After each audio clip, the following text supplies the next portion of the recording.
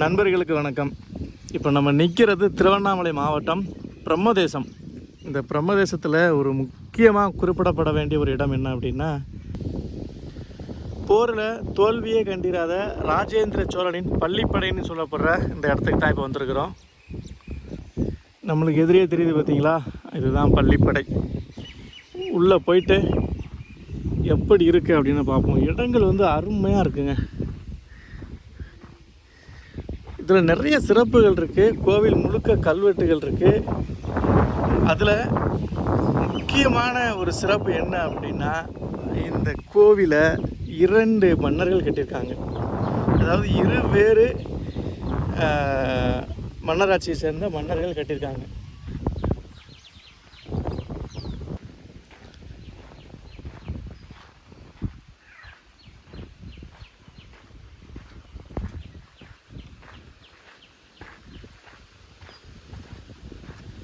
இது கோவிலோட முக மண்டபமாக இருந்திருக்கணும். இப்போ வந்து சிதலம் அடைஞ்சிருக்கா இல்லை எப்படித்தானா அப்படின்றது தெரியல. எந்த பக்கம் திரும்பினாலும் கல்வெட்டு தான் இருக்குது. இது கீழே கருங்கல், முழுக்க முழுக்க கருங்கல்.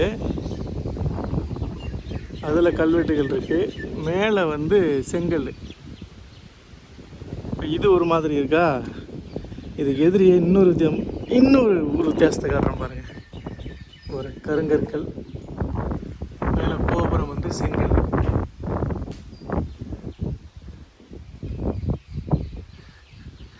இது நம்மளுக்கு அப்படியே எதிர தெரிகிறது கருங்கல்லும் பிண்டின்னு சொல்லுவாங்க. இந்த இன்னொரு கல் இருக்கு இல்லையா, இது வந்து இந்த சைடு உள்ளது பிண்டின்னு சொல்லுவாங்க, இந்த சைடு உள்ளது கருங்கல். இதை நீங்கள் எங்கே பார்த்துருக்கலாம் அப்படின்னா, இந்த கற்களை நீங்கள் எங்கே பார்த்துருக்கலாம் அப்படின்னா, காஞ்சிபுரம் கைலாசநாதர் கோவில் இருக்கு இல்லையா, அந்த கோவில் முழுக்க இந்த கற்களை வச்சு தான் கட்டப்பட்டிருக்கும். இப்போ இந்த பகுதி பிண்டி எனப்படும் கல்லை வச்சு கட்டியிருக்காங்க, இந்த பகுதி கருங்கல்லை வச்சு கட்டியிருக்காங்க. அப்படின்னா நான் முன்னாடியே சொன்ன மாதிரி தான் இருவேறு மன்னராட்சியை சேர்ந்த மன்னர்கள் கட்டியிருக்காங்க. இதை கட்டினது பல்லவர்கள்.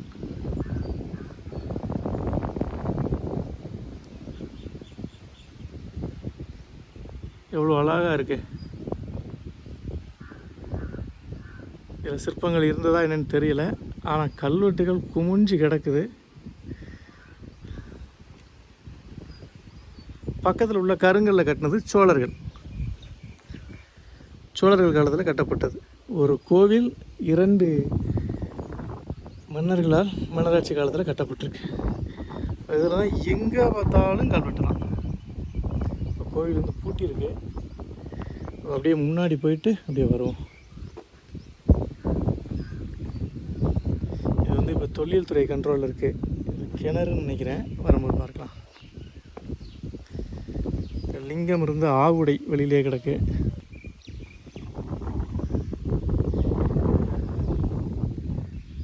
ஜன்னல், அதான் என்ட்ரன்ஸ். ஜன்னலுமே கருங்கல். இந்த காலத்தோட கட்டிடக்கலைக்கு வாய்ப்பே இல்லை. இது மேலே அப்படியே பாருங்கள், இந்த தூண் மாதிரி அமைப்பு இருக்குல்ல, அது பக்கத்தில் பாருங்கள் 2 கற்கள் வந்து மற்ற கற்களுக்கும் அந்த 2 கற்களுக்கும் சம்மந்தமே இல்லை. இதை அடுக்கி கற்களை அடுக்கி கட்டப்படுற கோவில்.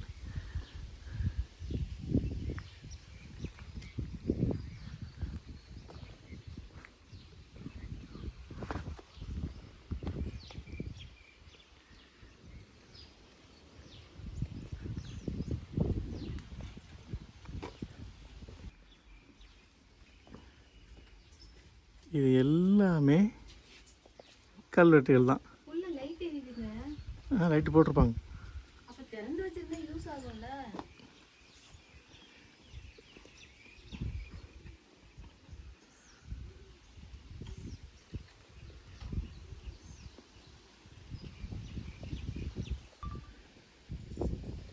அதே போல் சுற்றுப்புறமும் இந்த சுற்றுப்புற சுவர்களும் பார்த்தீங்கன்னாலும் அதே மாதிரி கற்களை தான் அடிக்கி வச்சு, ஒரே அளவு பரப்பளவு இல்லாத கற்களை அடிக்கடி வச்சுருக்காங்க பாருங்க. அப்பா,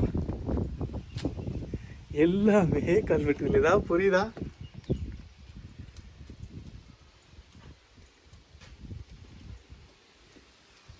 பூத வரிகள் மேலே செதுக்கியிருக்காங்க.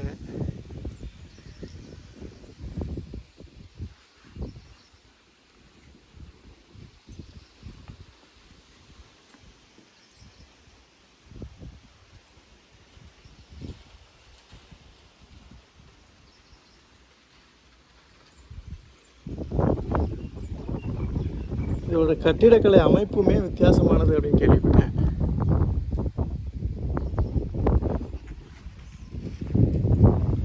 மேலே நரசிம்மரை செதுக்கியிருக்காங்க பாருங்கள். நரசிம்மர் இங்கே ஒருத்தர் வித்தியாசமாக இருக்கார், இங்கே ஒருத்தர் வந்து இருக்கார்.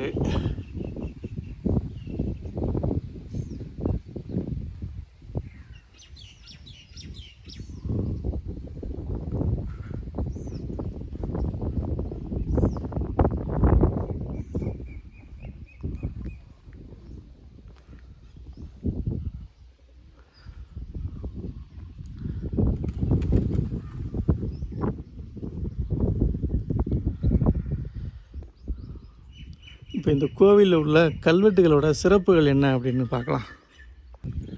இந்த கோவிலில் கிட்டத்தட்ட 90 கல்வெட்டுகள் இருக்குது. இதில் குறிப்பாக வந்தியத்தேவனை பற்றின கல்வெட்டும் இந்த கோவிலில் இருக்குதுன்னு சொல்கிறாங்க. வந்தியத்தேவனுடைய மனைவிகள் எத்தனை பேர் அப்படின்றத பற்றின குறிப்புகளும் இங்கே இருக்கிற கல்வெட்டுகளில் இருக்குது. அதை நம்ம ஒன்று ஒன்றா தேடி கண்டுபிடிச்சி படித்தோம் அப்படின்னா நம்ம அதை பற்றி தெரிஞ்சுக்கலாம். இந்த கோவிலோட கட்டடக்கலையில் நீங்கள் கவனிக்க வேண்டியது என்ன அப்படின்னா, இப்போ இது வந்து கருங்கல்லால் செய்யப்பட்டது, சோழர்கள் கட்டினது. அது வந்து சேரர்கள் கட்டினது.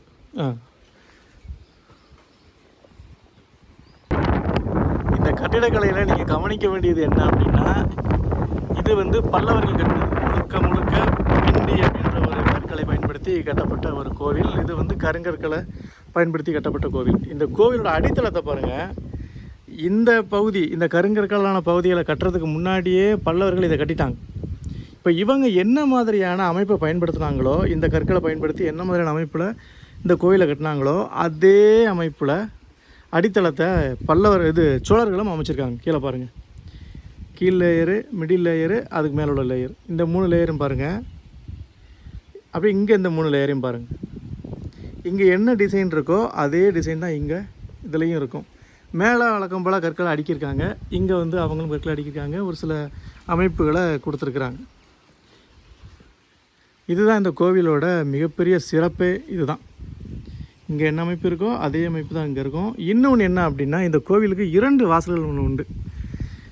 2 வாசல் இருக்குது. இந்த பக்கம் ஒரு வாசல் இருக்கா, இது மேற்க பார்த்து இருக்கா, அந்த சைடு கிழக்க பார்த்து ஒரு வாசல் இருக்கும்.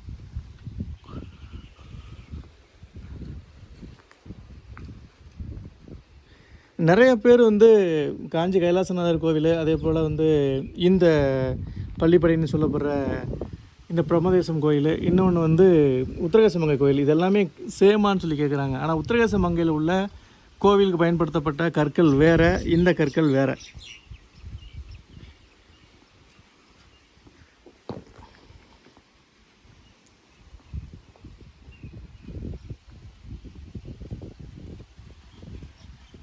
காலப்போக்கில் ஒரு சில கல்வெட்டுகள் அழிஞ்சிருக்கு.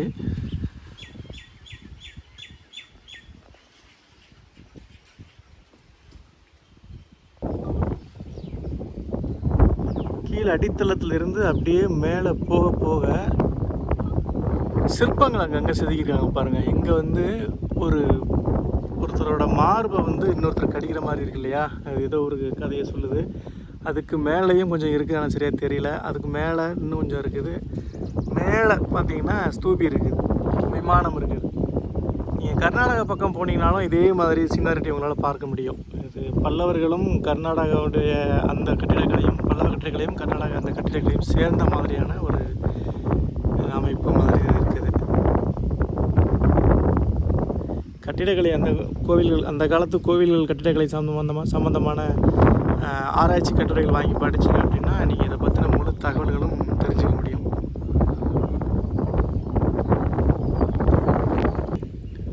கோவில் வந்து நடுப்புறம் இருக்குதா, நடுப்புறத்தில் வந்து இங்கே பார்த்தீங்கன்னா அந்த பில்லருக்கும் இந்த பில்லருக்கும் கோவிலோட அந்த கட்டுமானத்துக்கு நடுவில் கேப் இருக்குது, சரிங்களா.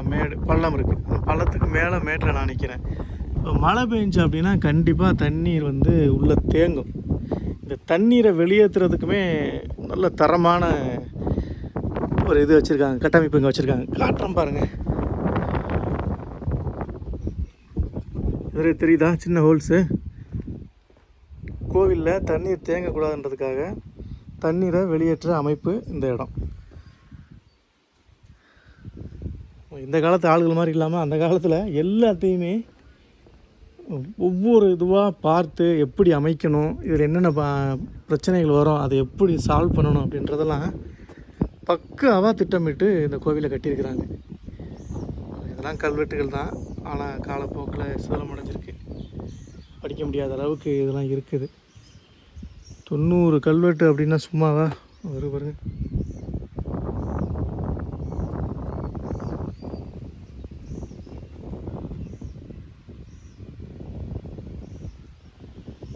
இந்த பாருங்கள், அங்கங்கே தண்ணி ஓடுறதுக்கு இடம் வச்சுருக்காங்க பாருங்கள். ஸோ இங்கே தேங்குகிற தண்ணீர் எதுவுமே இங்கே நிற்காது. இங்கேருந்து அப்படியே வெளியில் போய் பக்கத்தில் ஏதாவது குளங்கள் வெட்டிப்பாங்க. கண்டிப்பாக அந்த குளத்தில் இந்த தண்ணீரை சேர்த்து விட்டுருவாங்க. ஆனால் கோவில் இருக்குது அப்படின்னா கண்டிப்பாக குளம் பக்கத்தில் வெட்டியிருப்பாங்க. இங்கே சுற்றி இருக்கிற கிராம மக்கள் பார்த்து பயன்படுற அளவுக்கு எல்லாமே பண்ணி வச்சுருப்பாங்க. உள்ளே ஒன்றும் தெரியல நமக்கு.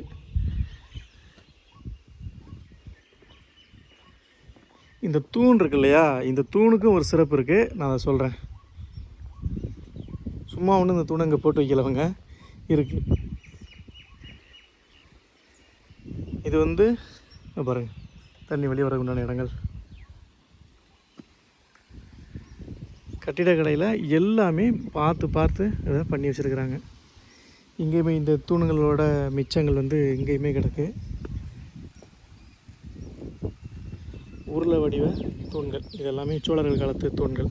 இது அப்படியே இந்த பக்கம் சைடில் போனோம்னு வச்சுக்கோங்களேன், கீழே கோயில் விட்டு வெளியில் வந்து இப்படி சைடில் போனோம் அப்படின்னா இங்கேயும் நிறைய கற்கள் கிடக்கு. அங்கே வந்து ஒரு சின்ன மண்டபம் மாதிரி ஒரு அமைப்பு இருந்த மாதிரி இருக்குது. போய் பார்க்கலாம்.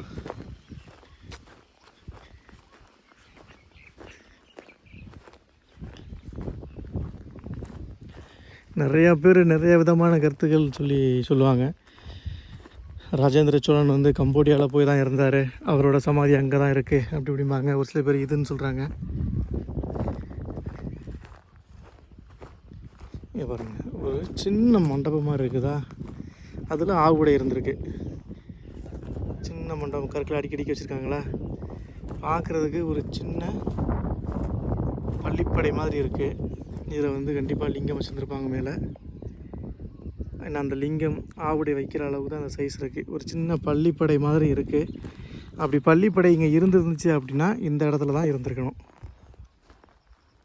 ஏன்னா உள்ள கருவறையை வந்து சோழர்கள் இந்த கருவறையை வந்து பல்லவர்கள் முன்னாடியே கட்டிட்டாங்க.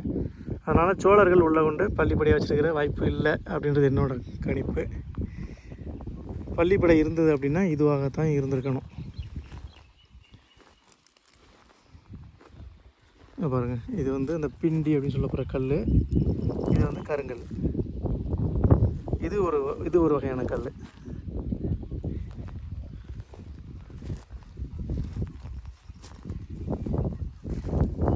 தூண்களுக்கு பயன்படுத்தப்பட்ட அந்த தூபிகள் மாதிரிலாம் கிடக்க போகிறாங்க.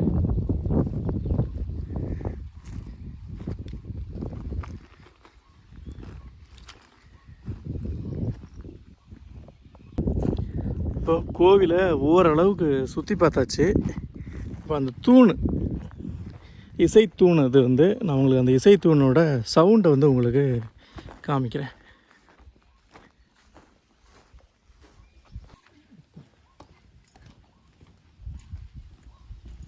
நாலு பில்லர்களுக்கா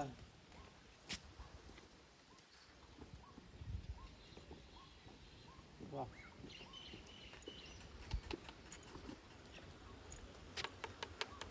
ஓகே,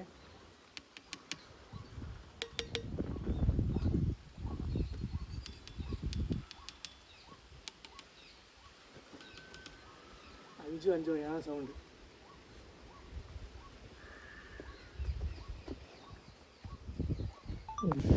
இதுவுமே மொட்டை கோபுரம் மாதிரி நிற்கிது இல்லையா, இதுலேயுமே ஒரு சிறப்பு இருக்குது. அது என்னன்னு காட்டுறேன் பாருங்க.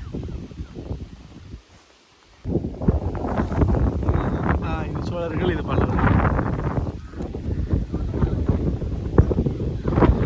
அந்த காலத்தில் எழுதுனது இல்லையா, கல்வெட்டில் எழுதுறதுக்கு முன்னாடி இதில் எழுதி அதில் அப்படியே செதுக்குவாங்களாம். அந்த கலர் அப்படியே இருக்குது பாருங்கள். ஓ, அந்த காலத்து பெயிண்ட் இது இல்லையா, அந்த காலத்து நேச்சுரல் கலரை யூஸ் பண்ணி எழுத்து அப்படியே மேலே இருக்குது. இதில் இங்கே வந்தீங்கன்னா இந்த மொட்டை கொப்புறம் மாதிரி இருக்கும் நுழைவாயில். அதில் வந்து வெளியிலேருந்து உள்ளே வந்து அப்படியே திரும்பி மேலே பார்த்தீங்கன்னா அந்த எழுத்து தெரியும். அதை பார்த்துட்டு அப்படியே சைடில் பார்த்தீங்கன்னா இங்கே ஒரு சின்ன தொட்டி மாதிரி கட்டி போயிருக்காங்க இல்லையா, இது தொட்டின்னு நான் நினச்சேன். ஆனால் இங்கே வந்து ஏதோ சுரங்கம்னு சொல்கிறாங்க. இங்கே பாருங்கள், கிணறு மாதிரி இருக்கா. அந்த காலத்து கிணறு இல்லை தொட்டி அப்படின்னு தான் நான் நினச்சிக்கிட்டு இருந்தேன். இது வந்து சுரங்கமா.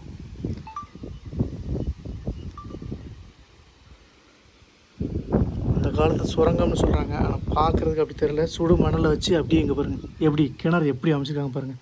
என்னை பொறுத்த வரைக்கும் இது கிணறு தான், செங்கல். அப்புறம் அது கீழே வந்து அந்த உரைகள் வந்து எப்படி சுடுமணலை பயன்படுத்தி செஞ்சுருக்காங்க பாருங்கள். இது வந்து சுரங்கப்பாதையாக இருந்துச்சு, இங்கேருந்து கைலாசநாதர் கோயிலுக்கு சுரங்கம் இருந்தது அப்படின்னு சொல்லி சில பேர் சொல்கிறாங்க. அது என்னென்னு நமக்கு சரியாக தெரியல. நேரம் கிடச்சிது அப்படின்னா கண்டிப்பாக இந்த கோவிலுக்கு வாங்க. இந்த கோவிலில் நிறைய சிறப்புகள் இருக்குது. கோவில் திறந்திருக்கும் போது வந்தீங்க அப்படின்னா கோவில் உள்ளே போயிட்டு நீங்கள் 2 லிங்கம் இருக்கும் உள்ளே அப்படின்னு சொல்லி சொல்கிறாங்க. அதையும் நீங்கள் பார்த்து ஆன்மீக ரீதியாக வந்தீங்க அப்படின்னா அதையும் பார்த்து நீங்கள் இறைவன் அருள் பெறலாம். இல்லை எங்களை மாதிரி சுற்றுலா பயணி கட்டிடக்கலைகளை பார்க்கணும் அப்படின்னு நினச்சி வந்தீங்கனாலும் உங்களுக்கு வந்து ஆச்சரியத்துக்கு மேலே ஆச்சரியம் தான் வரும். அந்தளவுக்கு நிறைய பொக்கிஷங்கள் இதில் கொட்டி கிடக்குது. சுற்றி வயல்வெளிகள் பச்சை பசேருன்னு இருக்குது. இப்போ வெயில் காலம் அப்படின்றதுனால அறுவடையெல்லாம் முடிஞ்சிட்டு இந்த சைடெலாம் எதுவுமே இல்லை. இங்கே என்னென்னா இந்த கோவிலை சுற்றி இருக்கிற வயல் வரப்புகளில் தூர் எடுக்கக்கூடாது, அதாவது வெட்டக்கூடாது. ஒரு குறிப்பிட்ட ஆழத்துக்கு கீழே வெட்டக்கூடாது. அப்படி வெட்டி எடுத்தாலுமே இங்கே வந்து நிறைய அந்த காலத்தில் பயன்படுத்தப்பட்ட ஓடுகள், சிலைகள் இந்த மாதிரிலாம் கிடைக்கலாம். அதே போல் இங்கே ஒரு குளம் இருக்குது பாருங்கள். இந்த குளத்தில் ஏதோ வெள்ளித்தேர் இருக்குது அப்படின்னு சொல்லி ஒரு பொருள் இருக்குது போல். ஏதோ சொல்கிறாங்களாமா, இதில் என்னென்னமோ பண்ணால் அந்த வெள்ளித்தேர் வெளியே வரும் அப்படின்ற மாதிரிலாம் சொல்கிறாங்க போல். இதை சுற்றி இருக்கிற இடம் எல்லாமே இந்த தொழில்துறைக்கு சம்மந்தப்பட்டது தான் போல். அதனால தான் அவங்கள தூர் வரக்கூடாது அப்படின்னு இதை மாதிரி தான் சொல்கிறாங்க. ஏதாவது பொருட்கள் வரும், அதை வந்து யாரும் எடுத்து போயிடக்கூடாது அப்படின்றதுக்காக சொல்கிறாங்க. ஏன்னா இது வந்து பள்ளிப்படைன்னு சொல்கிறப்ப அப்போ மன்னர் வந்து இங்கே இருந்திருப்பார் அப்படின்ற மாதிரியான ஒரு கருத்து, அப்படின்ற ஒரு நம்பிக்கை கருத்து. இதனால தான் சுற்றுச்சுவரில் கூட வந்து உங்களுக்கு கல்வெட்டு இருக்குங்க. அது அங்கே இருக்குது பாருங்கள் கல்வெட்டு.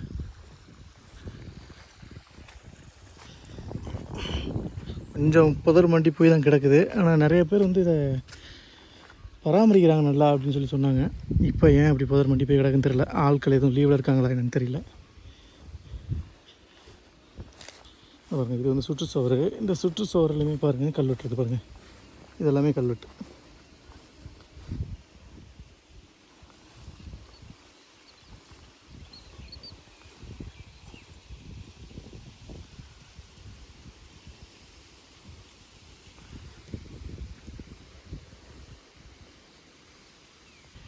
நண்பர்கள் யாராவது வந்திருந்தீங்க அப்படின்னா மறக்காமல் கமெண்ட்டில் சொல்லுங்கள்.